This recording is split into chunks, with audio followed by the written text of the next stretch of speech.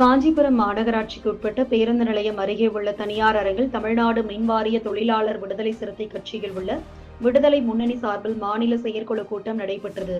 இந்த மாநில செயற்குழு கூட்டத்திற்கு வருகை தந்த விசிக கட்சியில் மாநில செய்தி தொடர்பாளர், தமிழ்நாடு மின்வாரிய தொழிலாளர் விடுதலை முன்னணி மாநில பொதுச் செயலாளர் பாவலன் கூறுகையில், கடந்த அதிமுக ஆட்சியிலும் நடைபெற்று வருகின்ற திமுக ஆட்சியிலும் இதுவரையிலும் நிறைவேற்றப்படாத தமிழ்நாடு மின்வாரியத்தில் தற்போது சுமார் 65,000 காலி பணியிடங்கள் நிரப்பப்படாமல் இருக்கின்றன.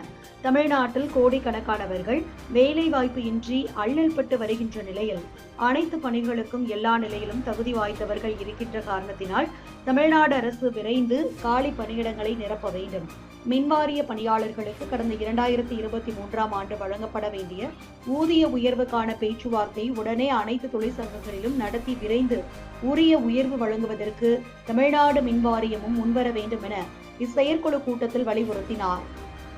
குறிப்பாக தமிழ்நாடு மின்வாரியத்தில் சுமார் 65,000 காலி பணியிடங்கள் இன்றைக்கு அப்படியே நிரப்பப்படாமல் இருக்கின்றன. ஊதிய உயர்வுக்கான பேச்சுவார்த்தையை தமிழ்நாடு மின்வாரியம் உடனடியாக தொடங்க வேண்டும். அனைத்து தொழிற்சங்கங்களையும் பிரதிநிதிகளை அழைத்து தமிழ்நாடு மின்வாரியம் அதற்கான பேச்சுவார்த்தையை தொடங்க வேண்டும்.